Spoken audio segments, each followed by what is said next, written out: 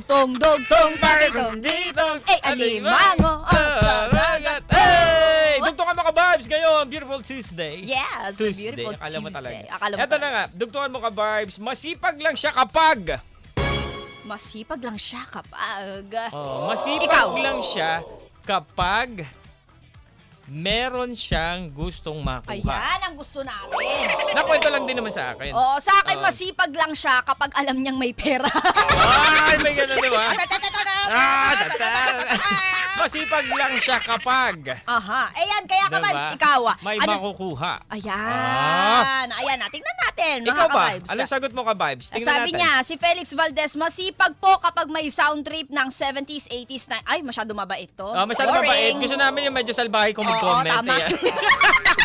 Eto, si Edching, masipag lang siya kapag may komisyon. Ayan, gusto niya. Mga ganon. Eh, syempre, di ba, ganun naman talaga. Parang natural naman sa tao yun na pagtatrabahuhan nila yung diba? bawat sentimo. Oo, Kaya diba? sisipagan nila lalo. Ito, ayan, Incentives. pinagtanggol ko yung mga katulad natin, ha? Oo, yung Oo. tipong lalo na sa mga commission, base, yung para alam mo yun, yung, Totoo. yun lang yung kaya kailangan magsipag. Correct. Ikaw ba, ano bang sagot mo dito ka vibes? Go. Yan. O, si John Vincent Sagrado, sabi niya, masipag po kapag nagsusulat ng lecture. Ay, ang bait naman masyado. Mabait. Ay, ito si Jeff Tad, sabi niya, masipag kapag masarap ang ulam, bibilisan mo talaga ang gawain para makakain na. Yan. Ito yung gusto kong sagot. Andrew Jan Habagat, Tama. masipag lang siya kapag nandyan yung amo. Ayan! Matapang. Ayan. Totoo, no? Kahit hindi trabaho gagawin, pati inidoro lilinisan. Diba? Mga ganun levels. Galing, no? Oo, ito si William Mortel, masipag lang siya kapag may extra pay ng kasama sa trabaho. Ay, sisipagan mo talaga para, di ba, worth it naman yung pagod. Tama nga naman. Si Coach Everyday, masipag lang magparamdam. Parang multo. Ha? Multo! Masipag? 7:19 pa lang, multo na naman! Yun pala ang gusto pag-usapan ni Mama Mia. Tama na. Pero maganda yung madaling araw. Banggitin mo yung kay Mama Mia. Si Gerard Misiano, sabi niya Misiano ka masipag rin. lang siya.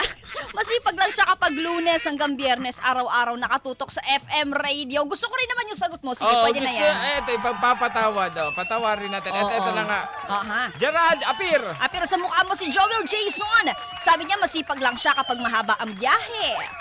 Masisipag ka talaga niyan. Ito si Diba? Mitzi Garcia, kahuli-hulian, masipag lang siya kapag may gustong hingi. Yan naman talaga karamihan yung di ba? Pagka merong gustong hingin, masipag. Parang mga Oo. bata, pag may gustong hingin sa dapat lang. mami o sa magulang, di O, ba? kapag ikaw ang humihingi ng pabor, dapat ikaw yung tipong nagpapakumbaba, hindi yung mas nagmamalaki ka pa. Di ba? Oo, malaki ka pala eh. Di malaki ka rin. Bago ka pala eh. Di bago ka rin. Bago pala tayong lahat. Sagot na ng sagot, mga ka-vibes, dahil posted na po yan sa ating Facebook page sa 92.3 FM Radio Manila Facebook page. Ayan Shout out kaya naman sa mga Lasing. bago naming tagapakinig.